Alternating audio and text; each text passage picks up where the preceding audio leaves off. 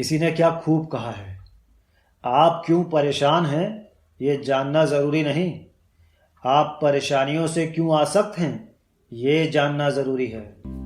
Hey guys, welcome back to Inmology, a place full of inspiration and motivation. आज एक बहुत ही सुंदर कहानी जो आपके एटीट्यूड को समझने में एक नई सोच देगी।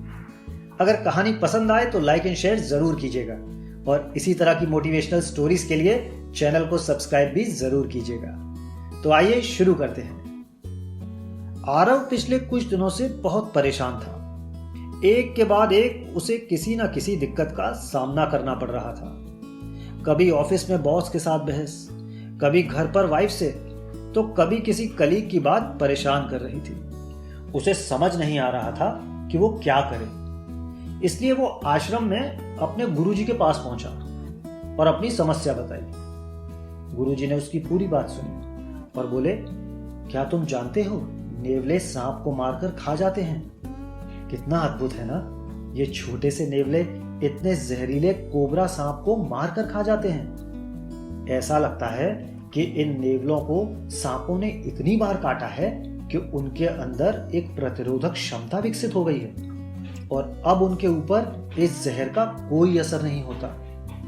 आरव को कुछ समझ नहीं आ रहा था कि गुरुजी क्या बोले जा रहे हैं। और क्या तुम जानते हो, जंगली इलाकों में एक प्रजाति के छोटे छोटे मेंढक होते हैं जो बेहद जहरीले होते हैं। वे पैदाइशी ऐसे नहीं होते, वे रोज थोड़ा थोड़ा करके ऐसा खाना खाते हैं कि उनके पूरे शरीर में जहर भर जाता है और लोग उनसे दूर ही रहते हैं। ये सुनकर अब आरव से रहा नहीं गया और झल्लाते हुए बोला, मैं यहाँ आपसे अपनी प्रॉब्लम शेयर कर रहा हूँ और आप मुझे जंतु विज्ञान का पाठ पढ़ा रहे हैं। गुरुजी मुस्कुराते हुए बोले, बेटा, जब तुम जहर रूपी दर्द या परेशानी को अनुभव करो तो तुम्हारे पास दो विकल्प होते हैं। तुम नेवले की तरह उस अनुभव को जहर के प्रति प्रतिरोधक क्षमता विकसित करने में प्रयोग कर सकते हो, यानी कि तुम विपरीत परिस्थितियों का सामना करके खुद को और मजबूत बना सकते हो, या तुम उन मेंढकों की तरह बन सकते हो